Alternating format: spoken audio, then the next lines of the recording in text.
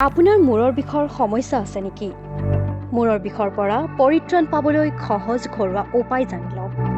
দীৰ্ঘ সময় ধৰি লেপটপ, মোবাইল ব্যৱহাৰ বা একেটা কামতে লাগি থকাৰ ফলত কেতিয়াবা আমি যথেষ্ট মূৰৰ বিষৰ সন্মুখীন হ'বলগীয়া হয়। বহু সময়ত এই বিষ বাঢ়ি গৈ সহ্যকৰ সীমা অতিক্ৰম কৰে।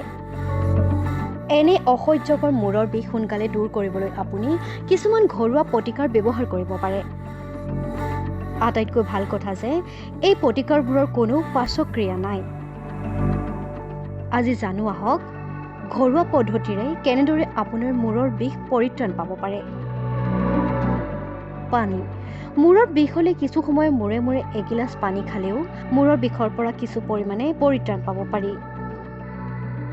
এবাৰ মাত্ৰ আপোনাৰ শৰীৰটো হাইড্ৰেট হৈ যোৱাৰ পাছত মূৰৰ বিষ ক্ৰমান্বয়ে কমি আহিবলৈ ধৰে।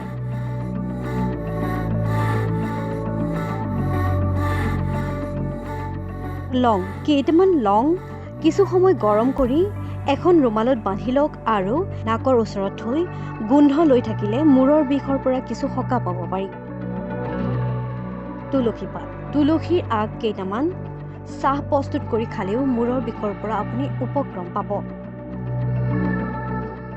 আপেলৰ লগত নিমখ। যদি বহু চেষ্টাৰ পাছতো আপোনাৰ মূৰৰ বিষ কমা নাই তেন্তে আপেল কাটি লৈ তাত নিমখ সানি খালেও মূৰৰ বিষ যথেষ্ট পৰিমাণে দূৰ হয়। জালুক আৰু পদিনাৰ চাহ। দুটামান জালুক আৰু কেইখিলামান পদিনা পাত দি আপুনি যিদৰে চাহ তৈয়াৰ কৰে সেইদৰে খালেও আপোনাৰ মূৰৰ বিষৰ পৰা আপুনি কিছু পৰিমাণে সকাহ পাব পাৰে।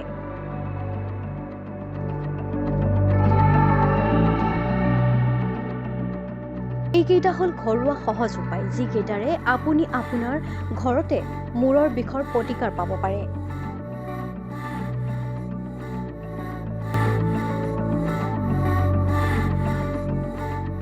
লং। কেইটামান লং কিছু সময় গৰম কৰি এখন ৰুমালত বান্ধি লওক আৰু নাকৰ ওচৰত থৈ গোন্ধ লৈ থাকিলে মূৰৰ বিষৰ পৰা কিছু সকাহ পাব পাৰি। তুলসী পাত। তুলসীৰ আগ কেইটামান চাহ প্ৰস্তুত কৰি খালেও মূৰৰ বিষৰ পৰা আপুনি উপক্ৰম পাব। আপেলৰ লগত নিমখ। যদি বহু চেষ্টাৰ পাছতো আপোনাৰ মূৰৰ বিষ কমা নাই তেন্তে আপেল কাটি লৈ তাত নিমখ সানি খালেও মূৰৰ বিষ যথেষ্ট পৰিমাণে দূৰ হয়।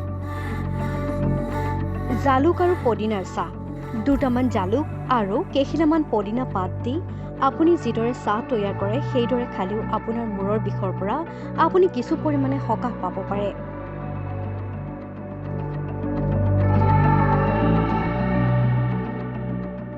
এইকেইটা হ'ল ঘৰুৱা সহজ উপায় যিকেইটাৰে আপুনি আপোনাৰ ঘৰতে মূৰৰ বিষৰ প্ৰতিকাৰ পাব পাৰে।